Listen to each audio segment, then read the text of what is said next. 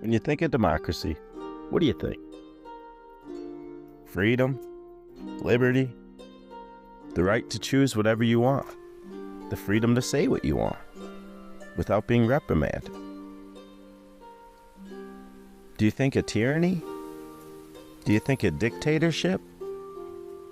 Neither do I. Same with the people of Sicily. They thought democracy was eternal, strong. They were wrong. They thought patriotism would protect them. It destroyed them. This isn't a story about right or left, wrong or right, good or evil. It's about how people destroy their own home when fear becomes a weapon. This happened 2,400 years ago in Syracuse, on the island of Sicily. And if you think it can't happen here, you haven't been paying attention. Athens, the so-called birthplace of democracy. By the year 415 BC, Athens was tired of war. They were also arrogant as fuck. They had beaten Persia, bullied their neighbors, and believed the gods were on their side. Then came a man named Alcibiades. He was smart, handsome, dangerous. He told the people of Athens, "Let's invade Sicily. Let's conquer Syracuse. Let's show the world we're unstoppable." He had a couple of opponents. One general in particular, Nicaeus, tried to stop them. He said it was a bad idea. It's too far, too risky. We'll be overstretched. But the people were juiced. They wanted fame and money, so they ignored him. Athens sent the biggest navy they had ever built, more than 30,000 men. They thought they were bringing freedom. What they brought was destruction. When they landed, Syracuse fought back hard, and then Sparta, Athens' old enemy, sent help. A general named Gylippus trapped the Athenian army inside the harbor. The Athenians tried to run through the hills, but the locals hunted them down. Almost none of them made it home. Their leaders, Nicaeus and Demosthenes, were executed. Thousands of prisoners were thrown into stone pits called the Latomei.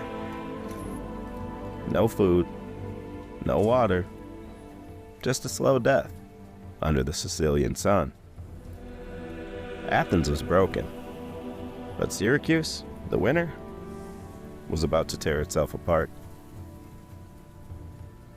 When the war ended, the people of Syracuse started accusing each other of being traitors. The rich blamed the poor blamed the rich. Rumors became truth, and truth became whatever the mob shouted the loudest. For example, if you've ever seen people online dogpiling on someone without checking the facts, that's what this was, just slower. They started calling people spies, enemies of the state, foreign agents. In the middle of all that chaos, a man named Dionysius showed up. He was a soldier, brave, smart, but power hungry. He told the people, "I'll protect you. The city's full of enemies. You need me in charge." And the people believed him. They gave him total power. Just for a little bit, they said. But here's the thing. Once you give someone absolute power, they will never give it back. Dionysius built massive walls around the city. He said they were to defend against Carthage, another foreign power. But those walls also kept the citizens trapped. He built an army loyal only to him. He filled the city with spies. People started disappearing. And suddenly, the democracy that had defeated Athens was gone. In its place, a dictatorship. And that's the moment history keeps repeating. Every democracy thinks it's too smart to fall for tyranny. But it doesn't happen in one day. It happens little by little. One piece of misinformation at a time. You start saying things like, we just need to get tough. We just need one strong leader. And if you don't support them, you must hate your country. That's how freedom dies. And listen, this part might fucking hurt a little. What happened in Syracuse feels a lot like what we've seen in America. When people attacked peaceful protesters in the name of patriotism, when a crowd stormed the US Capitol because they were told they were saving the Republic, when folks started saying journalists and teachers were the enemy. That's not patriotism. That's fucking fear. And that's Syracuse all over again. The people there weren't evil. They were scared. They thought they were doing the right thing. So did the ones beating protesters in the streets 2,400 years later. But fear is easy. Courage is hard. Courage is standing next to someone you disagree with and still seeing a human being. Dionysius was in power for decades. He built walls, fortresses, and prisons. He built a room called the Ear of Dionysius, a cave shaped to spy on anyone who whispered about him. He turned the whole city into a surveillance state. And when he finally died, the people tore down his statues like they hadn't worshipped him yesterday. But by then it was too late. They had already built their own prison. They had told themselves, it can't happen here. But it already did. In Syracuse, in Rome, in every empire that thought it was special. We keep saying it can't happen here. The truth is simple. Democracy doesn't die from invasion. It dies when citizens stop trusting each other. When they call violence love of country. When they excuse cruelty as defense of freedom. When they start cheering for power instead of truth. That's the story of Syracuse.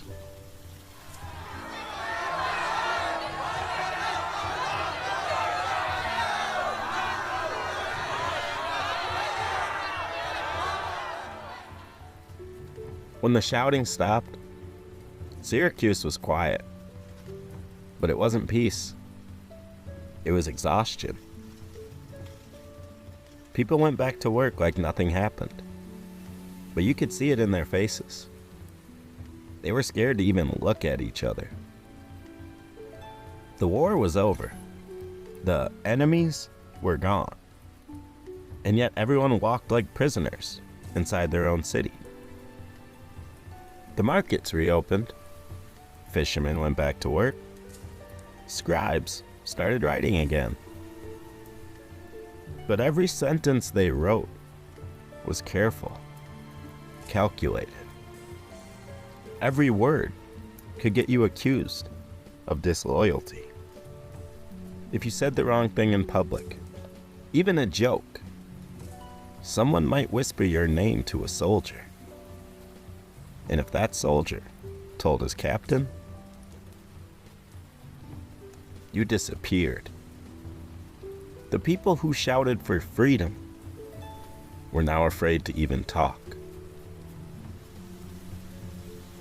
Dionysius had done what every tyrant does. He promised protection. He delivered control.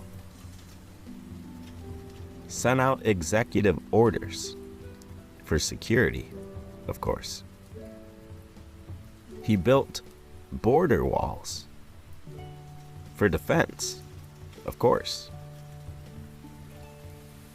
And he hired new guards for immigration, of course.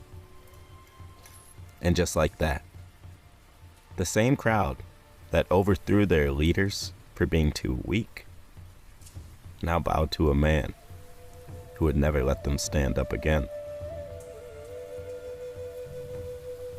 Dionysius controlled with an iron hand. He didn't just want loyalty. He wanted worship. He ordered plays written about him. He had his own poems performed in the theater.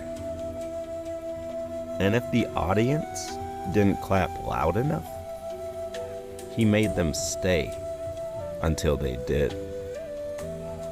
Imagine that. Someone in power who needs more applause than truth. You don't need to imagine too hard, do you?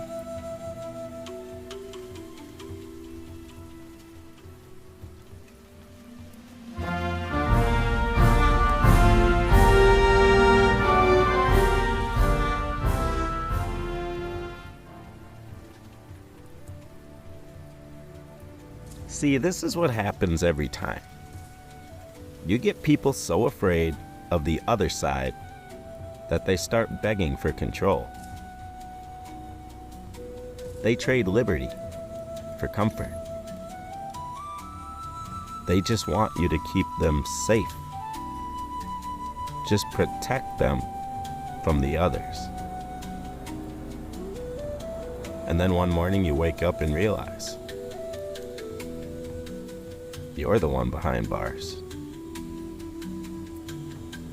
Syracuse used to be the most liberal city in Sicily.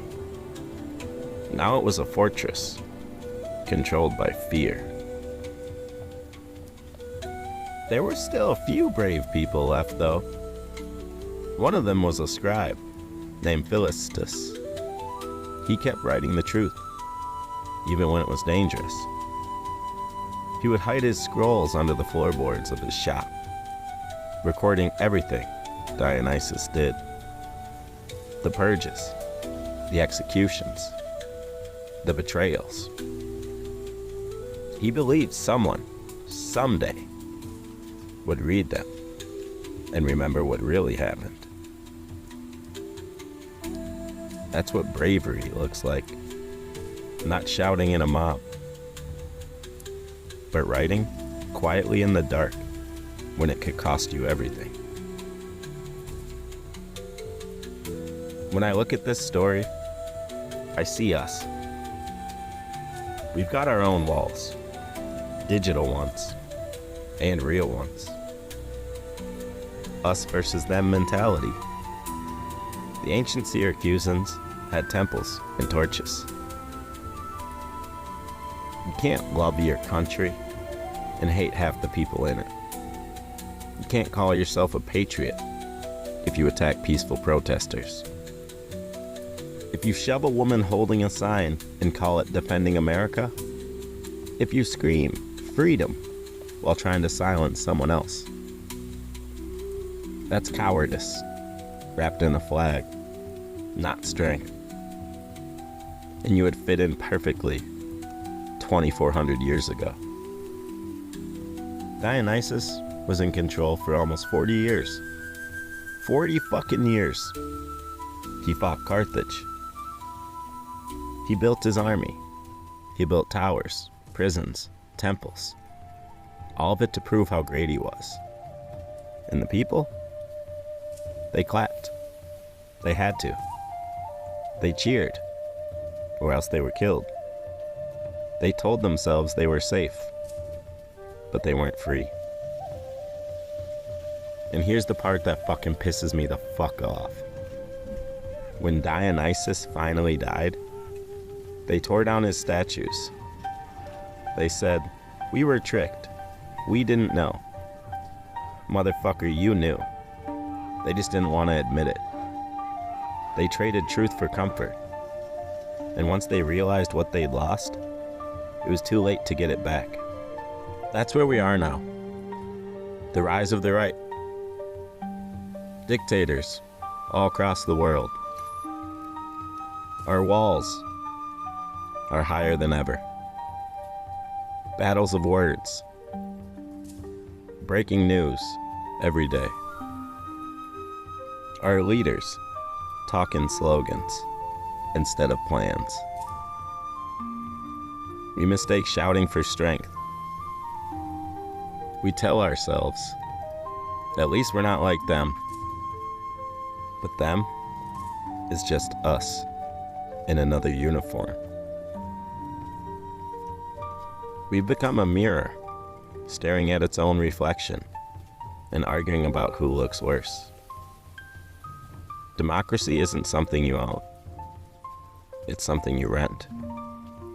And the rent is paid in decency. Every time you listen instead of scream. Every time you tell the truth when it's easier to lie. Every time you see another human instead of an enemy. That's how you pay for freedom. Syracuse forgot that. Athens forgot that. And we're forgetting it now. If we keep going down this road, where violence is patriotic, where lies feel better than facts, and where leaders want followers instead of citizens, then we're gonna get our own Dionysius. We've already built our walls. We built our prisons.